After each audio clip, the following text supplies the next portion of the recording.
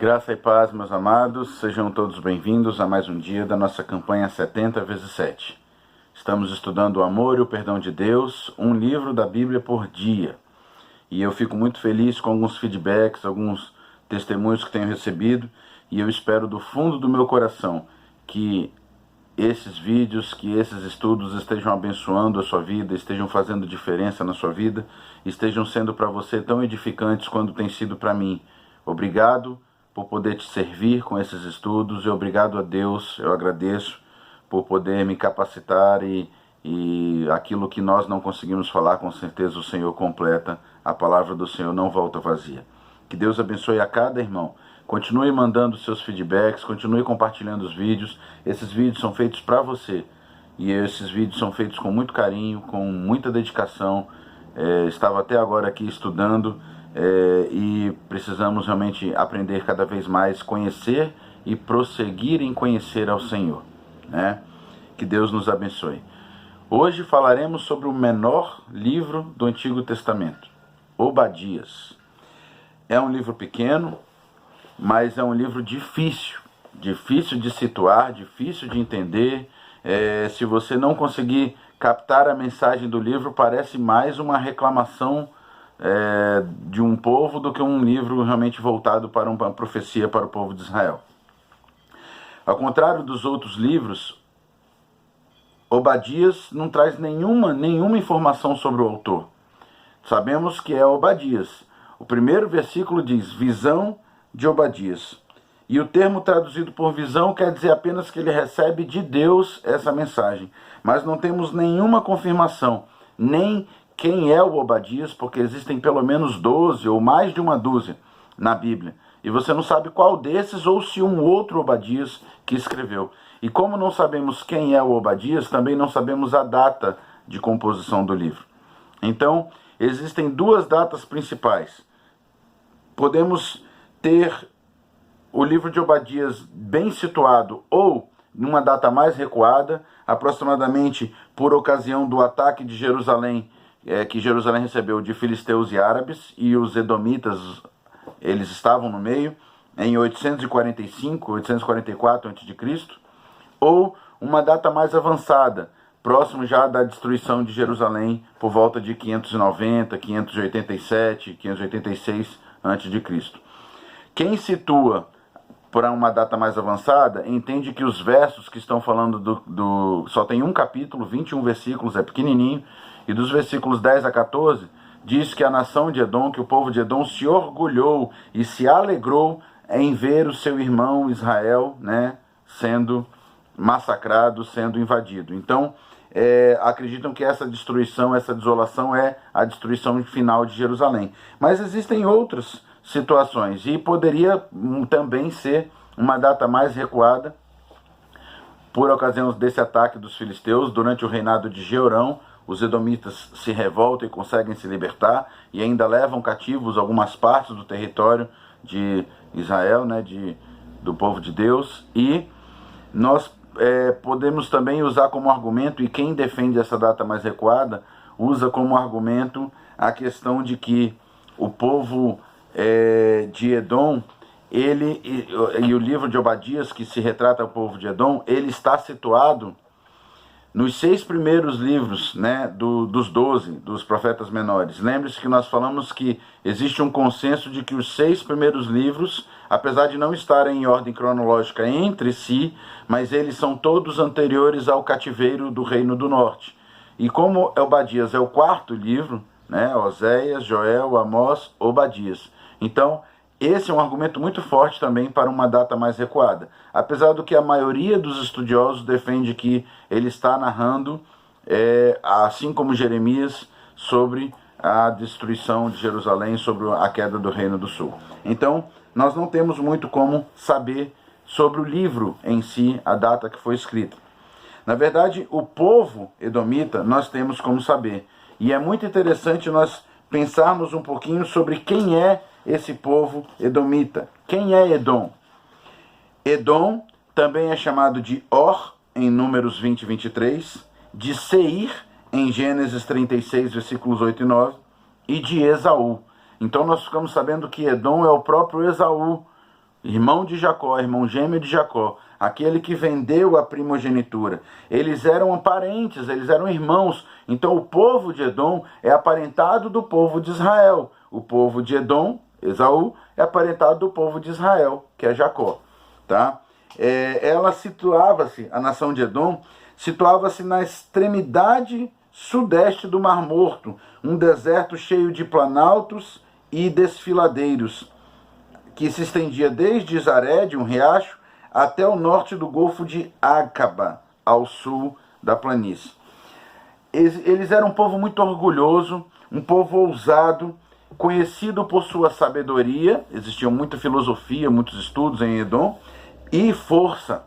As escarpadas naturais, as montanhas, elas davam isolamento e proteção natural para Edom. E os verdes pastos, e planaltos proporcionavam uma grande facilidade para a agricultura, para os rebanhos, para os pastos. Selá, que também é a cidade de Petra, que talvez você até conheça, mas agora, talvez, se você não se lembrar, eu vou tentar te ajudar a lembrar. A visão mais clara que você pode ter da cidade de Petra é talvez naquele filme Indiana Jones e a Última Cruzada, quando eles passam por um desfiladeiro assim com os cavalos, uma parte assim, um caminho no meio das pedras das montanhas, e chegam a um templo escavado e feito totalmente de pedra, encravado na montanha. Lembra aquele templo com as colunas todas de pedra, com grandes imagens, com grandes estátuas, encravado para dentro da rocha? Aquilo ali era Selá, a capital de Edom, que é a cidade hoje conhecida como Petra. Existia um desfiladeiro de aproximadamente 2 quilômetros, era a principal entrada para a capital de Edom, para Sik. Esse desfiladeiro é a principal entrada para a capital de Edom, que é Petra, ou Selá, na época que foi escrito o livro. Então, nós conhecemos algumas particularidades de Edom. Ele era um povo guerreiro, era um povo que se vangloriava da sua força e da sua sabedoria, e era um povo muito difícil de ser atacado, porque eles estavam protegidos pela própria condição geográfica do lugar. Mas era um povo mau. Era um povo que tinha uma grande história com Israel e uma história de contendas muito grande com Israel. O propósito do livro de Edom, e eu preciso, para o livro de Obadias, livro de Edom não, perdão, livro de Obadias, eu preciso falar com você para que você possa entender bem essa mensagem. O propósito do livro é justamente demonstrar como os inimigos de Israel, os ferozes idumeus, eles eram e seriam punidos por Deus, por serem inimigos de Israel. Obadias, ele proclamou uma mensagem de 3 partes para as nações. Em primeiro lugar, ele condena o orgulho e a crueldade dos edomitas no trato com Judá. Afinal de contas, eles eram povos descendentes de Isaac, eram irmãos Esaú e Jacó. E o povo se alegrou, o povo celebrou com a destruição do povo de Deus, com a invasão sobre o povo de Deus. Essa conduta não ficaria sem castigo, e a destruição futura, mas certa, de Edom foi prevista então até o versículo 9. Depois ele se dirige ao remanescente de Israel, e ele assegurava que Israel seria restaurado, mesmo com toda a dificuldade, com toda a situação. Ele diz que Deus, Yahvé ou Javé, ele guarda a justiça sobre as perversidades das nações. E essa justiça viria no dia do Senhor. Então, era um dia de promessas, de livramento e restauração para o povo de Deus, para a cidade de Jerusalém, que é um tema comum aos 12 profetas, os profetas menores. E também, finalmente, ele está implícito nesse pequeno livro, uma profecia para todas as nações. É muito interessante, ele estabelece o domínio universal de Deus sobre todas as nações. Deus, o soberano Senhor, ele aplica a justiça à criação e controla o destino dos governos humanos. E ele chega a citar, no finalzinho, os da casa de Jacó, mas também ele cita Gileade, ele cita os filisteus, ele cita vários outros povos, mas mesmo assim, Edom seria punido e não se veria mais Edom sobre a face da terra.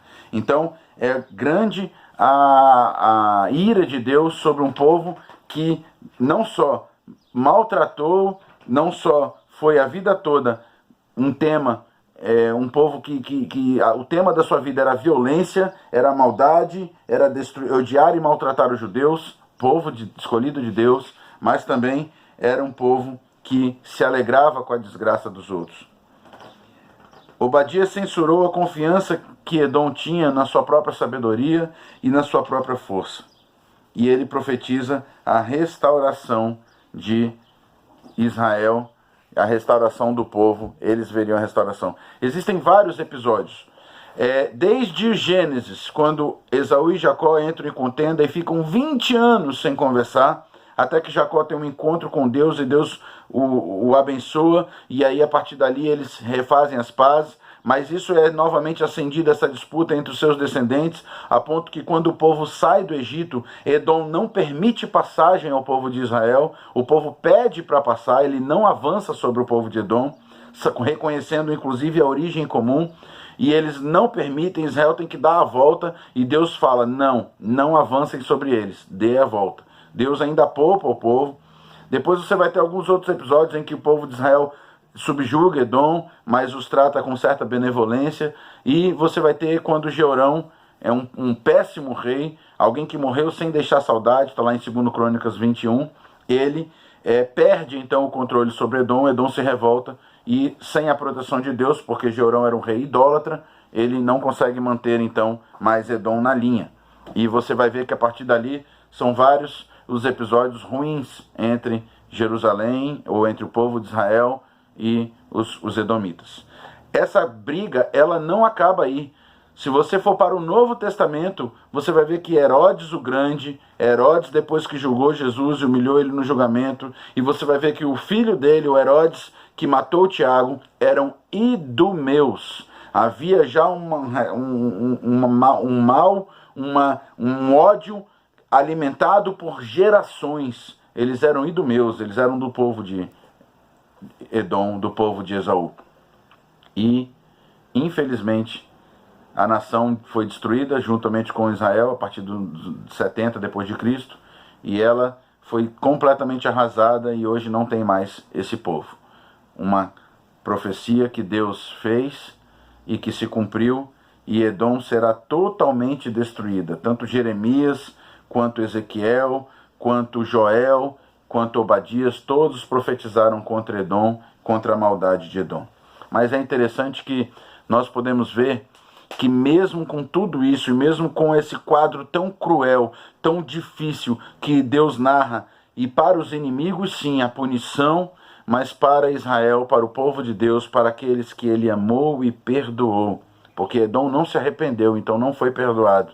Mas aqueles que ele amou, ele diz, olha, no monte Sião haverá livramento, o monte será santo, e os da casa de Jacó possuirão as suas herdades. A casa de Jacó será como fogo, e a casa de José como chama, mas a casa de Esaú será como um restolho. Aqueles incendiarão a este e o consumirão, e nada mais restará da casa de Esaú, porque o Senhor assim falou. Aí ele continua dizendo, os cativos do exército dos filhos de Israel, possuirão os cananeus até Sarepta, e os cativos de Jerusalém que estão em Sefarade possuirão as cidades do sul. Salvadores hão de subir ao monte Sião para julgarem o monte de Esaú, e o reino será do Senhor. Para Israel, para os filhos de Deus, para aqueles que o Senhor ama, ele guardou o seu amor e o seu perdão. Então, mesmo com toda a destruição, mesmo num cenário de destruição, mesmo com toda essa dificuldade, o Senhor, ainda assim, ele mostra ao povo o seu amor e o seu perdão. O livro de Edom, a gente fala tanto de Edom que acabei falando o livro de Edom várias vezes ao longo do vídeo, peço perdão a você. O livro de Obadias, narrando sobre o reino de Edom, ele nos mostra algo muito, muito interessante. Ele nos mostra que nós devemos entender que aquelas coisas ruins, aqueles sentimentos ruins, aquelas coisas que não fazem bem, que não são da vontade do Senhor, elas não são para ser guardadas, elas não são para serem cultivadas.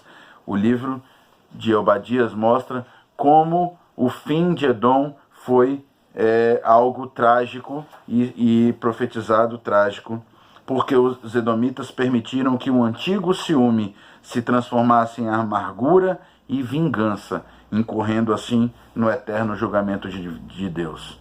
Meus queridos, se tem alguma raiz de amargura no seu coração, se tem algum sentimento ruim contra alguém, contra o seu irmão, contra o seu próximo, peça a Deus para te livrar desse sentimento. Peça a Deus a libertação, porque para o povo de Edom, o livro de Obadias traz uma grande tragédia. Eles eram tão amargurados que eles folgaram, eles celebraram a desgraça dos seus irmãos. E infelizmente, muitos de nós podemos estar nos sentindo assim com relação a alguém, querendo mal sobre outras pessoas, ficando felizes quando alguma coisa ruim acontece sobre alguém que nós podemos não gostar ou ter algum problema. Se esse sentimento está no seu coração, peça ao Senhor que te liberte desse sentimento e que te liberte do que esse sentimento causa e do que esse sentimento traz. Foi a destruição do povo de Edom. Que possamos aprender a amar e perdoar, como o Senhor nos amou e nos perdoou. O amor e o perdão de Deus estão estampados em toda a Bíblia e que eles façam a diferença em nossas vidas. Perdoar é tirar dos nossos próprios ombros um sentimento ruim, algo que está nos matando, algo que está nos condenando aos olhos de Deus. Que você e eu possamos ser perdoados e possamos aprender a amar e perdoar. Deus nos abençoe. Amém.